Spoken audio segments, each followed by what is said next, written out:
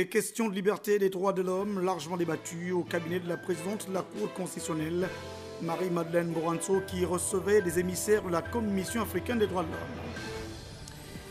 Des honneurs à la direction générale du service de santé militaire à la suite de la présentation de 2 nouveaux agrégés, lauréats du concours CAMES 2012 à Libreville au Gabon. Madame, Messieurs, bonsoir. Vous êtes sur Gabon Télévision. À l'ouverture de cette édition d'information, nous allons sur le boulevard triomphal de Libreville, juste en face de l'hôtel de ville, où vous allez le voir en image, cet accident de circulation. Il s'agit en fait donc d'un véhicule Prado dont le chauffeur a perdu le contrôle en tentant un détour devant l'Assemblée nationale. Certains des occupants ont été blessés. Les services des constats de la police nationale ont trouvé sur les lieux, dans le véhicule même, renversé du vin de palme, visiblement consommé par le chauffeur et ses passagers, 2 jeunes filles qui rentraient certainement d'un début de week-end arrosé. Le ministre délégué au transport, je vous le rappelle, avait appelé hier les automobilistes à plus de responsabilité à l'approche des fêtes de Noël et de fin d'année. L'actualité proprement dite pour parler donc de cette audience accordée par la présidente de la Cour constitutionnelle, Marie-Madeleine Boranso, à des émissaires de la Commission africaine des droits de l'homme qui viennent en appui à l'action de la Commission nationale des droits de l'homme. Pour les détails, Nsama Yogo, François Mbengue, presse de la Cour constitutionnelle. Lancement du plaidoyer sur le terrain des capacités de la Commission nationale des droits de l'homme. La délégation d'experts aux droits de l'homme, en ce jour dans notre pays, depuis le 10 décembre dernier, était à la Cour constitutionnelle ce jour. Cette rencontre à la haute juridiction, pour son fond et sa forme, très importante, car les hommes et femmes de la Commission nationale, organe interne, entendent par son fonctionnement concourir à l'état de droit. Les 2 émissaires que sont Alassane Tigui, ancien ministre, ancien fonctionnaire de l'EIF, et Bamadi Tcha, en fonction au Haut Commissariat aux droits de l'homme, se sont réjouis d'avoir échangé avec le président de la Cour constitutionnelle. L'institution, qui par sa multitude de compétences joue un rôle capital, elle incarne et distille l'esprit de valeur. C'est donc pour avoir les sages conseils de la haute juridiction que cette délégation a visité le corps de garde du village Gabon. Le président de la commission du Burundi. Ce matin, nous étions très heureux d'être reçus par Madame le président de la Cour constitutionnelle, qui est une institution prestigieuse au niveau du pays, qui garantit en fait la conformité aux valeurs fondamentales qu'un pays a à travers sa constitution. Et comme il s'agit d'une jeune commission des droits de l'homme ici au Gabon, il faut bien qu'elle commence à assurer sa visibilité, notamment par l'octroi d'un siège, de moyens matériels, financiers et humains conséquents pour pouvoir accomplir valablement sa mission et donner sa contribution dans l'établissement d'un état de droit ici dans le pays, surtout que le Gabon se prépare à présider le Conseil des droits de l'homme à partir de janvier 2013. Des recueils parlant de la compétence de la Cour ainsi que la loi organique leur ont été remis. Nous allons à l'Assemblée nationale, non plutôt au Sénat, donc l'autre chambre du Parlement où les sénateurs membres de la Commission des finances ont auditionné le ministre gabonais en charge de la défense nationale et de la sécurité. Il s'agit en fait pour le ministre de présenter, de défendre le projet de budget pour l'exercice 2013. Pour les détails, Guy Roger Lentira, Hilary Nkombo, presse du Sénat. À l'entame de l'exposé de motifs, le ministre Ondjunga va repréciser aux vénérables sénateurs les rôles dévolus au ministère de la Défense nationale à l'article 1, alinéa 22 de la loi fondamentale. Il va rappeler la mission de préservation et du maintien de paix destinée à son département ministériel sous les instructions du chef de l'État pour qui la défense du territoire national et celle de la souveraineté du peuple gabonais est un impératif qui requiert des efforts soutenus.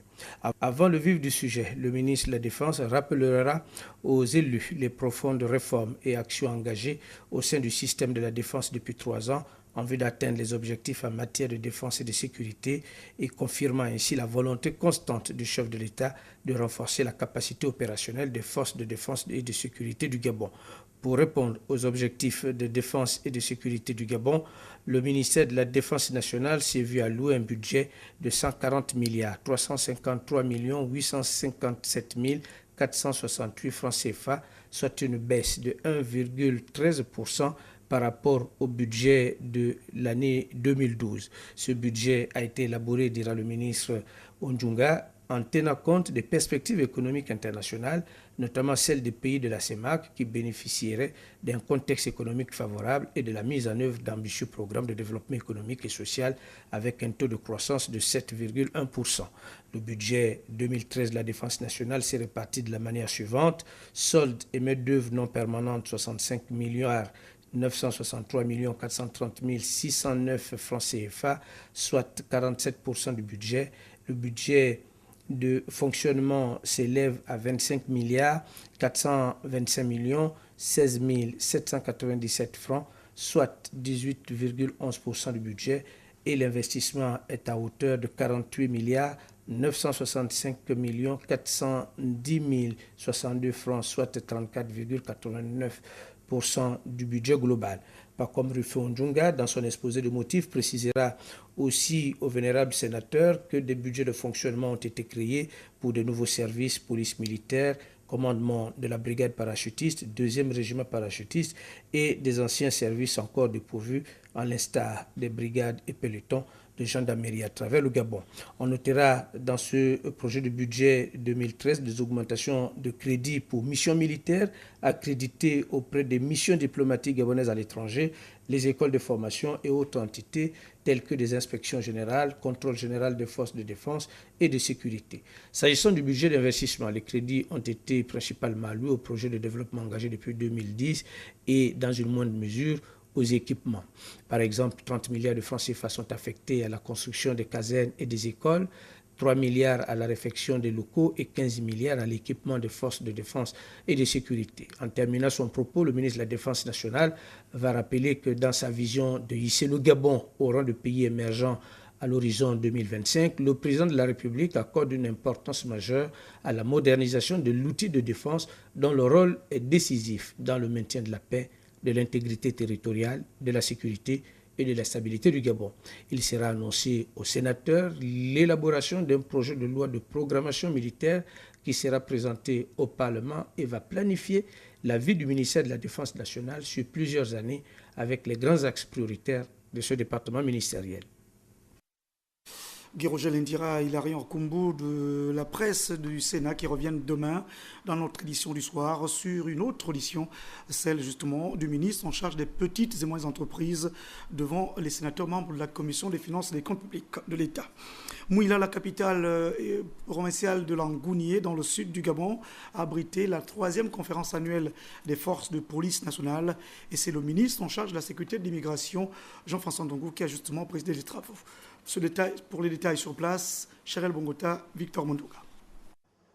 Faire de la police une véritable institution républicaine au service des populations. Nouvelles consignes, nouvelles directives, recadrage de son action. C'est l'objectif de ces journées de réflexion de Mouila. La sécurité publique au cœur de la gouvernance nationale. Meilleures pratiques, éthique et déontologie professionnelle. Ce thème a pour objectif principal de répondre à l'exigence de sécurisation permanente des populations qui nous est assignée.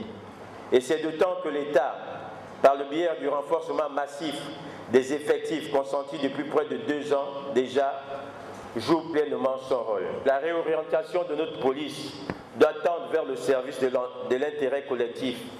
Cette approche apparaît d'autant plus indispensable que le développement de la sécurité nécessite le concours de l'ensemble des forces de la collectivité, à savoir police, gendarmerie, autorité judiciaire, autorité administrative et autres responsables de communauté. Jean-François Ndongou, le ministre de l'Intérieur, qui présidait la cérémonie d'ouverture, a dit toute l'importance de repenser les dispositifs pour imprimer sur le terrain un nouveau regard sur la police. Je salue la présence à vos côtés des représentants des forces de défense nationale que vous avez bien voulu inviter à partager avec vous ces moments d'intense et fructueuse réflexion. Cette conférence vient bien à propos dans ce contexte général de changement de relance de la machine administrative que prônent les plus hautes autorités de la République, en tête desquelles Son Excellence Ali Bongo Ondimba, président de la République, chef de l'État, chef suprême des forces de défense et de sécurité. Assurer au mieux le fonctionnement interne et régler les rapports entre vos personnels et les populations doivent être des tâches constantes, en ce qu'elles garantissent toute réussite dans vos missions. Il est plus qu'urgent d'élaborer de nouveaux plans d'action fiables, propres à résoudre les problèmes d'insécurité dans nos villes, tant sur le plan de la prévention que sur celui de la répression. C'est ce qui devrait retenir l'attention au cours de ces journées de réflexion. Pour la suite de ce journal, je le disais d'ailleurs en titre, c'est la fête au niveau de la direction générale du service de santé militaire qui vient de célébrer et de présenter un des lauréats du concours CAMES 2012. Il s'agit bien sûr du colonel Jérôme Milundja. Tout le monde était content. Ludine Kavou, Amédéndougou. À 46 ans, le colonel Jérôme Milundja vient d'enrichir la liste encore restreinte des agrégés du service de santé militaire. Devant parents et collègues, le nouveau professeur a été présenté au général d'armée Robert Mangolonvoulou, secrétaire général du ministère de la Défense nationale, à la communauté universitaire nationale, ainsi qu'aux nombreux autres invités. Une occasion toute indiquée pour la direction générale du service de santé de rappeler aux promus les nouvelles missions qui l'attendent. Professeur Milundja, mon colonel, en réussissant au concours d'agrégation, vous avez été jugé apte à assurer la formation et l'encadrement des jeunes générations. Vous obtenez ainsi le couronnement d'efforts et de sacrifices personnels consentis durant plusieurs années. Vous devez en être fiers, tout comme l'ensemble du service de santé militaire qui vous honore solennellement aujourd'hui.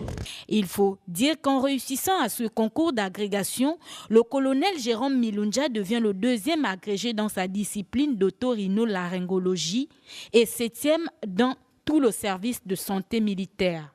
Cette cérémonie, dédiée à ma modeste personne, n'est pas une récompense exclusive, un mérite personnel, mais elle rend hommage, selon moi, à tous ceux qui ont contribué à ce que nous célébrons aujourd'hui, mon admission au concours d'agrégation de novembre dernier. Engagé dans les forces terrestres navales en 1985, le jeune professeur qui accède au grade de colonel le 1er juillet 2010 est détenteur de plusieurs titres honorifiques, dont la médaille de défense, une décoration française. Le bonheur qui a également couvert des familles, justement, de ces étudiants de l'École supérieure des sciences informatiques et de gestion organisée par les responsables administratifs du groupe Manarouf. C'était donc une cérémonie de prestation de serment suivie pour la rédaction de Gabon Télévision par Blanche Miyindou Badjina, Rodolphe ALMV. 45 étudiants de l'École supérieure des sciences informatiques et de gestion viennent de prêter serment après avoir passé 3 ans de formation pour certains et 2 ans pour d'autres, dont le DUT, la licence et le master professionnel. Les informations reçues se rapportent au réseau informatique, aux ressources humaines, à la comptabilité et finances, au droit des affaires, aux assurances, à la comptabilité audit et au management de la qualité. Je comprends et je m'associe à ce sentiment libérateur qui anime ceux qui vont au bout d'une expérience. Expérience singulière en ce qui nous concerne, puisqu'elle ouvre la voie au monde du travail, notamment pour ceux qui n'y sont pas encore. Quelqu'un a dit un jour, en parlant du diplôme, lorsqu'on a raté le train, il vaut mieux attendre sur les quais le prochain train avec ses bagages que sans ses bagages. Soyez encore une fois la bienvenue chez nous. À vous les lauréats, je ne peux que vous souhaiter une bonne chance. Parce qu'à partir de demain, commencera encore un nouveau jour. Je vous souhaite bonne chance et une bonne continuité. Les étudiants n'ont pas manqué d'exprimer leur satisfaction et leur remerciement vis-à-vis de leurs responsables administratifs et ont encouragé par la même occasion les autres étudiants à redoubler d'efforts. Occasion pour les responsables du groupe Manarouf de prodiguer des conseils et de remercier les enseignants et les étudiants sur les efforts fournis tout au long de l'année. Les caméras ont été faites par Marlise Mengue de notre rédaction. C'était Don Philippe et toute l'équipe de la régie qui ont envoyé cette édition d'information chez vous. Et le journal était de Cabrel Lemami et de Philippe Cabillon.